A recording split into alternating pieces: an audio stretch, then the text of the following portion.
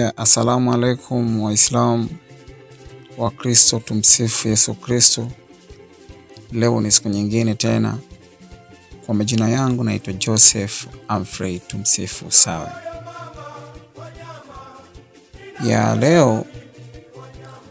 Leo nimekuja na hadithi simulizi, story inayohusu kabila la Wasafa. Hadithi hii au tamthilia hii inaitwa Siri ya Mlima wa Wasafa. Hapo zamani sana kulikuwa na kabila lililoitwa Wasafa. Kabila hili liliishi karibuni na mlima mikubwa uliokuwa umezungukwa na misitu minene na mito midogo. Watu wa Wasafa walijulikana kwa umoja wao, pia kwa ujasiri wao na hata kuheshimu mila za mababu zao. Kila mwaka walikuwa na desturi ya kupanda milima Wasafa ili kutoa shukrani kwa Mungu kwa mavuno yao. Walikuwa wanapata mavuno mazuri sana na maisha ya amani. Lakini wazee wa kabila walikuwa wanasema kuwa ndani ya mlima huo kulikuwa na siri kubwa sana ya mababu zao ambao haikupaswa kufichuliwa wala na mtu yoyote asiye na moyo safi. Siku moja kijana jasiri aliyeitwa Tajiri aliamua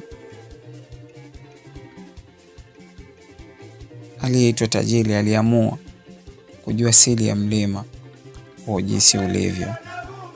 Watu wengi walimwambia asiende, lakini moyo wake ulikuwa na hamu na kujua kweli. Asubuhi na mapema alichukua fimbo yake na kuanza kupanda mlima taratibu.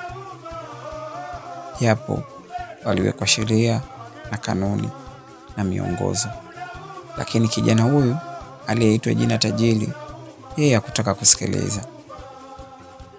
Alipopanda zaidi, alisikia sauti ya upepo ikisema, mtu mwenye tamaa atapata siri ya mlima. Mtu mwenye tamaa atapata siri ya mlima. Tajiri aliyeendelea mpaka akafika juu, akizani kwamba atakutana na siri ya aina yoyote ile. Hapo aliona pango dogo lililokuwa na mwanga wa ajabu.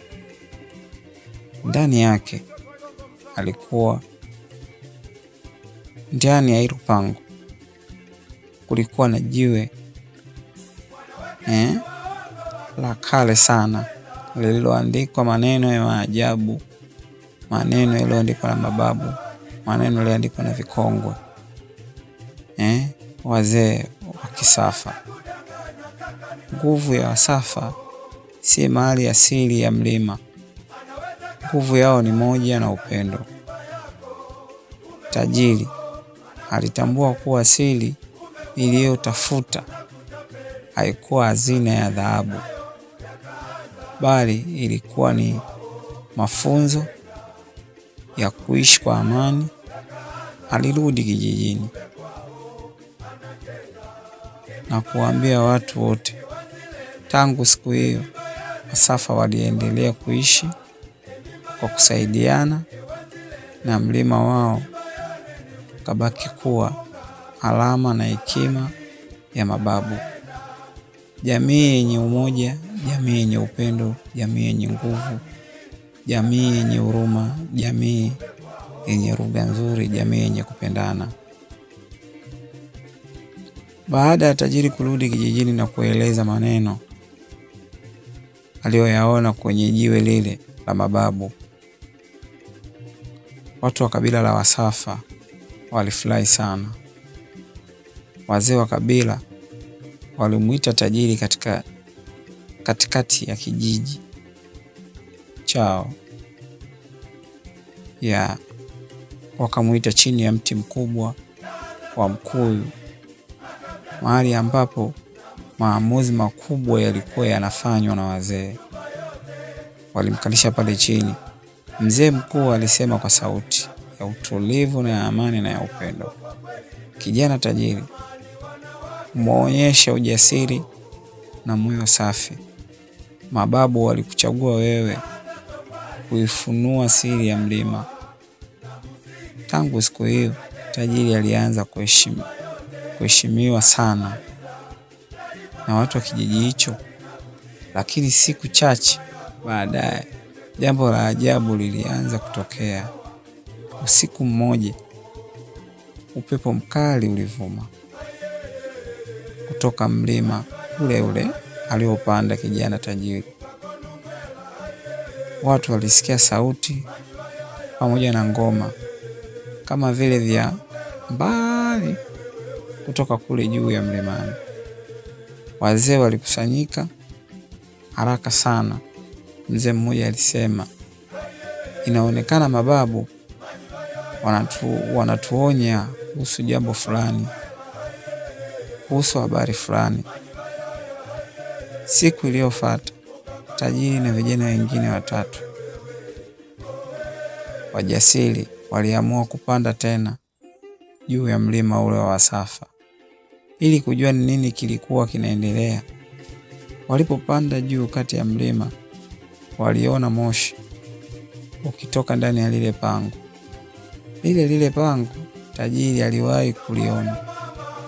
Alipokaribia, walimkuta mzee wa ajabu aliyekuwa amevaa ngozi ya mnyama fulani mkali sana. Kushika fimbo yake, yule mzee iligeuka kuwa nyoka. Mzee huyo alisema, ninyi watoto wa Wasafa, mimi ni mlinzi wa siri za mababu. Nimekuja kuonya. Kuna kabila jingine mbali linapanga kuvamia ardhi yenu. Tajiri na wenzake walishangaa sana. Kuna kabila lingine linakaribia kuja kuvamia msitu wetu na mlima wetu. Baada ya mshangao, wakaanza kuteremka taratibu juu ya ule mlima. Walipofika kijijini, haraka sana wakakusanyika pamoja na wale wazee waliokuwa wazee wa kabila wa Wasafa na kuwaambia, hii ndiyo maana asili ya mababu, umoja wetu ndio utatulinda. Watu wote walijiandaa kujilinda. Baada ya kutoka kwenye kile kikao,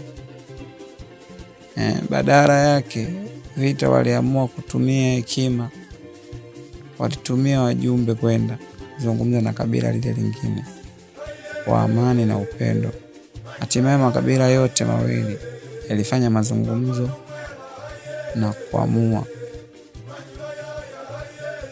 kesi yao kuwa ya amani tu, bila kupigana, bila kugombania mlima. Tajiri alitambua kuwa siri ya mlima wa Wasafa ilikuwa kubwa zaidi kuliko alivyofikiria yeye. Ilikuwa ina siri ya kuteremsha maji, ilikuwa ina siri ya viumbe vya ajabu, ilikuwa na siri ya wanyama wakali, sio tu mmoja wala ndani ya kabila, bali pia amani na watu wengine.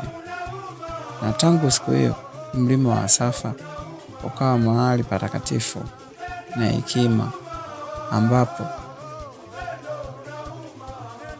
vijana walifundishwa, vijana walielimishwa. Amani, umoja na busara, hekima na mazungumzo vinaweza kukutanisha, vinaweza kuunganisha na kuharibu pia hata migogoro. Leo nimeamua kuletea kisa hichi cha mlima wa Wasafa. Tujiandae na visa vingine. Ni mimi msimuliaji wako Joseph Humphrey. Tumsifu Sawe. Usichoke kutufuatilia katika akaunti yetu, wala usikose kutufuatilia katika akaunti yetu ya Sawe Media. Unatakiwa subscribe na kulike na comment na kushare. Asanteni sana na Mungu awabariki. Wanawake ni waomba wakijua mpenda, anaweza kakudanganya kaka, nina mimba yako.